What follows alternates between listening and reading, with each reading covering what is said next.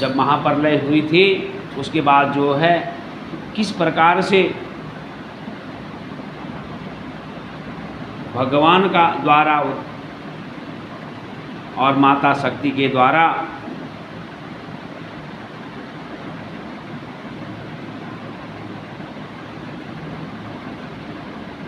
और बाम अंग से बाएं अंग से विष्णु भगवान का अभिभाव तथा उनकी साकस्य से प्राकृतिक तत्वों की कर्मसा उत्पत्ति का वर्णन। छोटू बात लगा दे। ब्रह्मा जी ने कहा, ब्राह्मण देव शिरोमणि, तुम सदा समस्त जगत के उपकार में ही लगे रहते हो। तुमने लोगों के हित की कामना से यह बहुत उत्तम बात पूछी है, जिसमें सुनने से संपूर्ण लोगों में समस्त पापों का क्षय होगा। नारद जी ने जो बात ब्रह्मा जी से पूछी है, इस कथा को सुनने से बल पापों का नाश हो जाता है। उस अनमाया शिव तत्व को मैं तुमसे वर्णन करता हूँ। शिव तत्व का स्वरूप बड़ा ही उत्कृष्ट है, अद्भुत है। जिस समय समस्त चराचर जगत नष्ट हो गया था, सर्वत्र केवल अंधकार ही अंधकार था। जब ये पृथ्वी पर पूरी जल में डूब गई थी और सारे जो है जगह अंधकार ही था, ना सूर्य दिखाई देते थे, ना चंद्रमा, अन्य ग्रहों का और नक्षत्रों का भी पता नहीं था, ना दिन होता था न रात होती, न रात। अग्नि, पृथ्वी, वायु और जल भी सता नहीं थी। प्रधान तत्व अव्यकृत प्रकृति से रहित शून्य था। आकाश मात्र शेष था, दूसरे किसी तेज की उपलब्धि नहीं थी। उस जबल संसार में कुछ नहीं था, अंधेरा ही था। न सूर्य का पता चलता, न चंद्रमा का, न जल का, न वायु, किसी चीज़ का पता ही नहीं चलता था। मात्र एक क्या था, संसार में एक बल आकाश दिखाई देता था बस। अदृश्य अधिक तथा सत्वी नहीं था। शब्द और स्पर्श भी साथ छोड़ चुके थे। गंध और रूप भी अभिव्यक्ति नहीं होता था। गंध भी, गंध माने सुगंधित, नाक से वह सुगंध, उसका पता नहीं चलता था। बल जो बल हम रस भी खा रहे हैं, उस रस का भी पता नहीं चल रहा है।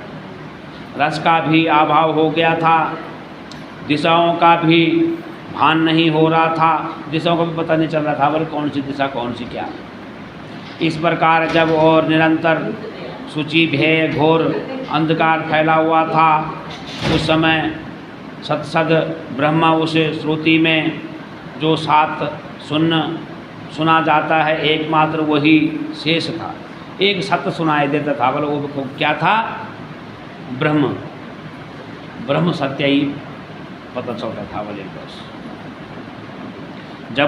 जब यहाँ वहाँ ऐसा जो इत्यादि रूप से निर्विष्ट होने वाला भावात्मा जगत नहीं था, जगत भी नहीं था बोले। उस समय एकमात्र वह सत्य ही शेष था, जिससे योगी जन अपने हृदय आकाश के भीतर निरंतर देखते हैं। वह सत्यत्व मन का विषय नहीं है। वाणी की भी वहाँ तक कभी पहुँच नहीं होती है। वाणी की भी वहाँ पहुँच नहीं होती है। सत्यत्व ही वो चीज़ है बल। वह नाम तथा रूप रंग से भी शून्य है। वह ना स्थूल है, ना कृष्ण, ना हर्ष और ना दीर्घ तथा लघु है, ना गुरु। उसमें ना कभी वृद्धि होती है, ना हर्ष। श्रुति भी उसके विषय में चकित भाव से है, इतना ही कहती है। वो बल सिर्फ चकित भाव कहती है, बल इतना ही कहती है। अर्थात उसकी सत मात्रा का ही निरूपण कर पाती है। खाली थोड़ा सत था बल, थोड़ा बस। उसका कोई विशेष विवरण देने में असमर्थ हो जाता है। वह सत्य ज्ञान स्वरूप अनंत परमानंदम परम ज्योति स्वरूप अप्रमेय आधार रहित, निर्विकार, निराकार, निर्गुण, योगिगम और सर्वव्यापी, सबका एकमात्र कारण, निर्विकार, निरारंभ्य, माया शून्य, उपद्रव्य रहित, आदित्य, अनादि, अंत, संकट, संकोच, विकास से शून्य तथा चिंतनमय है। तो ये किसके नाम है? शंकर भगवान जी के। जिस पार, जब धरती में कुछ नहीं था, जल ही जल था, पार ब्रह्म के विषय में ज्ञान और अज्ञान के पूर्ण उक्तियों द्वारा इस प्रकार ऊपर बताए अनुसार विकल्प किए जाते हैं। उसने कुछ काल के बाद सृष्टि का समय आने पर द्वितीया की इच्छा प्रकट की। उसके भीतर इसके अनेक होने का संकल्प उदित हुआ। तब उस निराकार परमात्मा ने अपनी शीला शक्ति से अपने लिए मूर्ति आकार की कल्पना की। फिर जो बल सत्य था, उस सत्य ने जो बल अपने मूर्ति रूप का आकार लिया। वह मूर्ति संपूर्ण ऐश्वर्य गुणों से संपन्न थी, सर्वज्ञानमयी, शुभ स्वरूप, सर्वव्यापिनी, सर्वस्वरूप, सर्वदासिनी और सर्वकारिणी, सबकी एकमात्र वंदनीय, सर्वदा सब कुछ देने वाली और संपूर्ण संस्कृतियों का केंद्र थी। उस शुद्ध रूपिणी ईश्वर मूर्ति की कल्पना करके वह आदित्य, अनादि, अंत, सर्वप्रकाश, चिंतनमय, सर्वव्यापी और अविनाशी पार ब्रह्म अंतर्हित हो गए। जो मूर्ति रहित पार ब्रह्म है, उसी की मूर्ति चिंतामय आकर भगवान सदाशिव हैं और अवर्चना और प्राचीना द्वीप, अवर्चना और प्राचीन द्वीप विद्वान, उन्हीं को ईश्वर कहते हैं। जो बल विद्वान है वो बल इन्हीं को बल ईश्वर मानते हैं, शंकर भगवान। उस समय एक की रहकर इच्छेनुसार विहार करने वाले उन सदाशिव के अपने विग्रह से स्वयं ही एक स्वरूप भूता शक्ति की सृष्टि की, जो उनके अपने श्री अंग से कभी अलग होने वाली नहीं थी। उस पराशक्ति को प्रधान प्राकृतिक गुणवती माया बुद्धि तत्व की जननी तथा विकार रहित बताया गया है। वह शक्ति अंबिका कही गई है। उसी को प्राकृतिक सर्वेश्वरी, त्रिदेव जननी, नित्य और मूल कारिणी भी कहते हैं। त्रिदेव जननी भी कहते हैं, बल उसको सर्वेश्वरी भी कहते हैं, पार ब्रह्म परम माता भी कहते हैं। सदा शिव द्वारा प्रकट की गई उस शक्ति के 8 भुजा हैं। उस शुभ लक्षण देवी के मुख की शोभा विचित्र है। वह अकेले ही अपने मुखमंडल सदा एक शास्त्र चंद्रमाओं की कांति धारण करती है। 1001 शास्त्र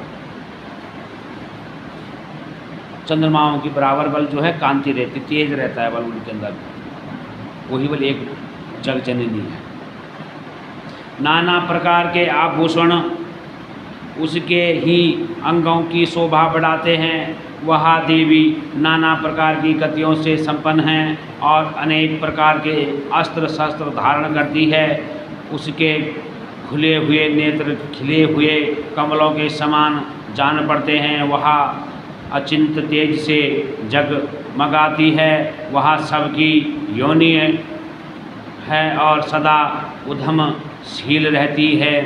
एकाग्नि होने पर भी वह माया संयोग वसत अनेक हो जाती है। वे जो सदाशिव हैं उन्हें परम पुरुष ईश्वर शिव शंभु और माहेश्वर कहते हैं। वे अपने मस्तक पर आकाश गंगा को धारण करते हैं। उनके भाल देश से चंद्रमा शोभा पाते हैं। उनके 5 मुख हैं और प्रत्येक मुख में 3-3 नेत्र हैं। उनका चित्त सदा प्रसन्न रहता है। वह सदा 10 भुजाओं से युक्त हैं, त्रिशूलधारी हैं, उनके श्री अंगों का प्रभाव कपूर के समान श्वेत गोरा है। वह अपने सारे अंगों में भस्म रमाए रहते हैं। उनका काल रूपी ब्रह्म ने एक ही समय शक्ति के नाथ शिवलोक नामक क्षेत्र का निर्माण किया था। उस उत्तम क्षेत्र को ही काशी कहते हैं। ये बल ब्रह्मा जी ने काशी का निर्माण किया था वो, और शिव और शक्ति के लिए उस परम क्षेत्र को ही काशी कहते हैं। वहाँ परम निवारण या मोक्ष का स्थान है जो सबके ऊपर विराजमान है। वह प्रिया तमारूप शक्ति है, शिवा और पार परमानंद स्वरूप हैं। उस मनोरमा क्षेत्र में नित्य निवास करते हैं। काशीपुरी परमात्मा नंद रूपिणी है। उन्हें शिव और शिवा ने प्रलय काल में भी कभी उस क्षेत्र को अपने सानिध्य से मुक्त नहीं किया। प्रलय भी हुई बल, जब प्रलय काल भी आया तब भी बल जो शंकर भगवान जी ने और माता शक्ति ने काशी नहीं छोड़ी। देख, काशी में बल अपनी निगाहें जमाए रखी है। इसीलिए विद्वान पुरुष उसे अभिमुक्त क्षेत्र के नाम से भी जानते हैं। अभिमुक्त क्षेत्र के नाम से भी जानते हैं। वहाँ क्षेत्र आनंद का हेतु है। इसीलिए पीनकधारी शिव ने पहले उसका नाम आनंद वन रखा था। बोल शंकर भगवान की जय हो। शंकर भगवान जी ने काशी का नाम क्या रखा था? आनंद वन। उसके बाद वहाँ अभिमुक्त के नाम से प्रसिद्ध हुई। फिर वो दूसरा नाम क्या पड़ा? अभिमुक्त के नाम से पड़े। देव ऋषि एक समय उस आनंद वन में रमण करते हुए शिव और शिवा के मन में यह इच्छा हुई कि किसी दूसरे पुरुष की भी सृष्टि करनी चाहिए, जिस पर यह सृष्टि संचालन का महान भार रखकर हम दोनों केवल काशी में रहकर इच्छानुसार विचरे और निवारण धारण करें। भगवान शिव ने कहा बल कि यार मैं अपने जैसे बल केवल एक इंसान प्रकट करता हूँ और ये सारा भार बल उसको सौंपता हूँ और हम लोग बल काशी में ही विराजमान रहें। वही पुरुष हमारे अनुग्रह से सदा सबकी सृष्टि करे, पालन करे और वही अंत में सबका संहार भी करे। सृष्टि को पाले भी, खिलाए पिलाए भी और अंत में बल उनका संहार भी करे। तो एक क्या चीज़ बताई गई है कि जब भगवान कृष्ण ने कुरुक्षेत्र में युद्ध हुआ, उस समय जो है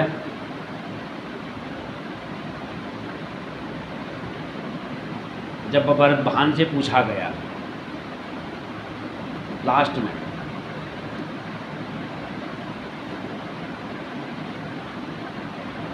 कौरव की माता ने कहा कि इन्होंने मेरे 100 पुत्रों को मारा।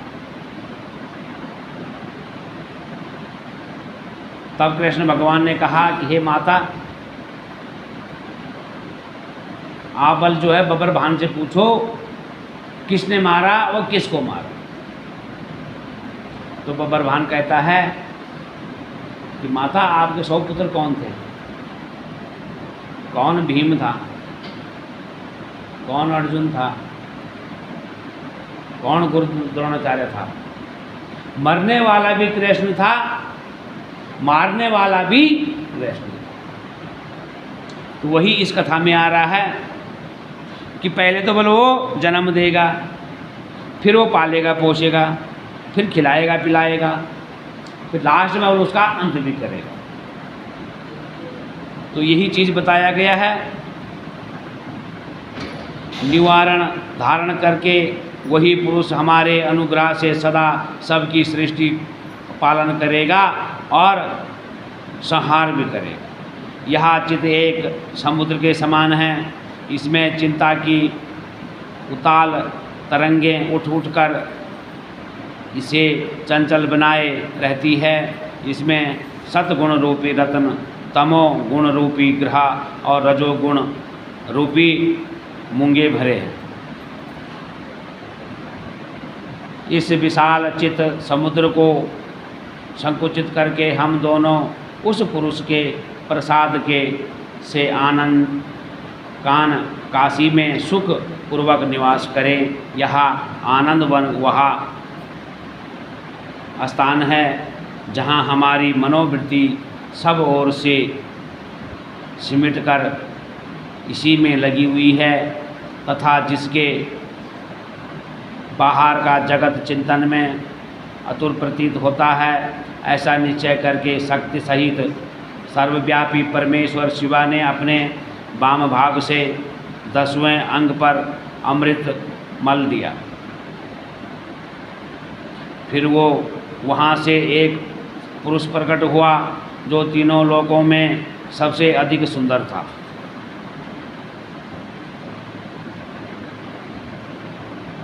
शंकर भगवान जी ने अपने बाएं भाग में 10वें अंग पर अमृत मल दिया और वहाँ से एक सुंदर बालक जन्म ले लिया। उस अमृत से वह शांत था, शांत रूपी था, उसमें सतगुण की अधिकता थी, सतगुण भी बहुत थे तथा सब गंभीरता भी बहुत थी और आहात सागर था, मतलब सागर के समान गहरा भी था। मुने क्षमा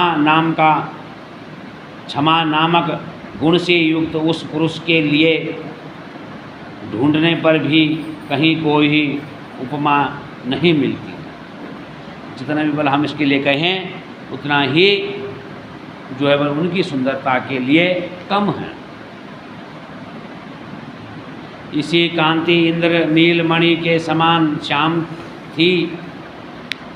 इसके अंग अंग के दिव्य शोभा छिटक रही थी और नेत्र पर फूल कमल के समान शोभा पा रहे थे।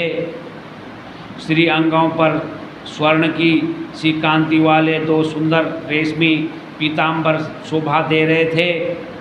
किसी से भी पराजित न होने वाला वह वीर पुरुष अपने प्रचंड भुजाओं से सुशोभित हो रहा था। तदंतर उस पुरुष ने परमेश्वर शिव को प्रणाम करके कहा, स्वामी मेरे नाम निश्चित कीजिए और काम बताइए। वो पुरुष जो है, वो बालक जो है विष्णु शंकर भगवान जी से कहने लगा कि मेरा नाम बताओ और मुझे केवल काम बताओ। उस पुरुष की यह बात सुनकर माहेश्वर भगवान हंसकर शंकर हंसते हुए मेघ के समान गंभीर वाणी में उससे बोले। बहुत गंभीर वाणी में फिर शंकर भगवान जी ने उनसे बोला। शिव ने कहा, तत्व व्यापक होने के कारण तुम्हारा विष्णु नाम विख्यात हुआ। तत्व नाम का ज्ञान है वह तुम्हारे अंदर, तुम बल व्यापक है होने के कारण तुम्हारा नाम बल विष्णु के नाम से विख्यात हुआ। इसके सिवा और भी बहुत से नाम होंगे जो भक्तों के को सुख देने वाले होंगे। तुम स्थिर उत्तम तप करो क्योंकि वही समस्त कार्यों का साधन है। तुम बल उचित तप करो और वही बल जीवन का सार है। विष्णु भगवान को कह रहे हैं शंकर जी। ऐसा कहकर भगवान शिवा ने श्वास मार्ग से श्री विष्णु को वेदों का ज्ञान प्रदान किया। श्वास जहाँ सब सांस ले रहे हो उस मार्ग के द्वारा जो है विष्णु भगवान को वेदों का ज्ञान दिया। तदंतर अपनी महिमा से कभी च्युत न होने वाले श्री हरि भगवान शिव को प्रणाम करके बड़ी भारी तपस्या करने लगे। शक्ति सहित परमेश्वर शिवा की पारदर्श गणों के साथ वहाँ से अदृश्य हो गए। भगवान विष्णु ने सुदृढ़ काल तक बड़ी कठोर तपस्या की। तपस्या के परिश्रम में युक्त भगवान विष्णु के अंगों से नाना प्रकार की जलधाराएं निकलने लगी। अच्छा शंकर भगवान जी ने तपस्या की, विष्णु भगवान ने तपस्या की, तो उनके शरीर से जो है कई प्रकार की जलधाराएँ बल बहने लग गई, जलधाराएँ निकलने लगी। यहाँ सब भगवान शिव की माया से ही संभव हुआ है।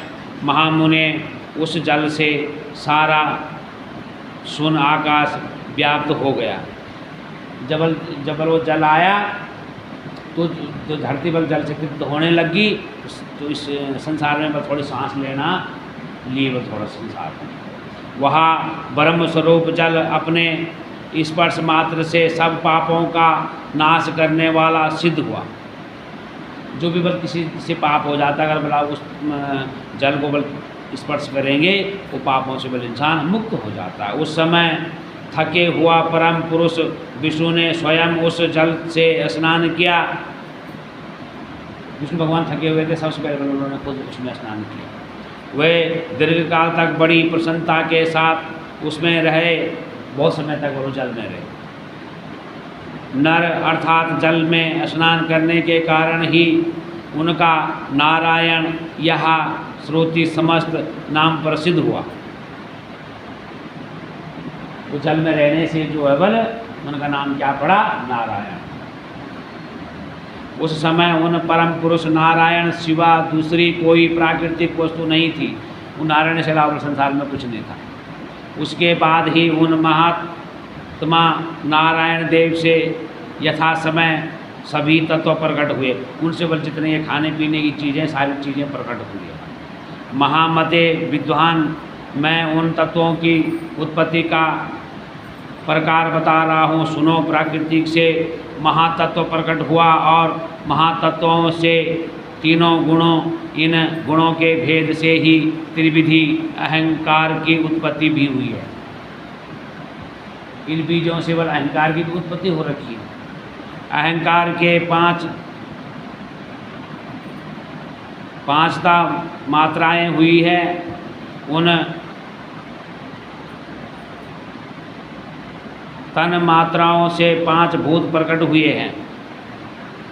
जो अहंकार, इसके बल 5 नाम हैं, 5 अक्षर है, इससे भले 5 भूत प्रकट हुए। उसी समय ज्ञान इंद्रियों और कर्मेंद्रियों का भी प्रादुर्भाव हुआ। मुनि श्रेष्ठ, इस प्रकार मैंने तुम्हें तत्वों की संख्या बताई है। इनमें से पुरुषों को छोड़कर ऐसा सारे तत्व प्रकृति से प्रकट हुआ है। इसीलिए सब के सब जड़ हैं। तत्वों की संख्या 24 है। उस समय एकाकर हुए 24 तत्वों को ग्रहण करके वे परम पुरुष नारायण भगवान शिव की इच्छा से ब्रह्म रूप जल में सो गए। बोल शंकर भगवान की जय हो। ब्रह्म रूपी जो जल है बल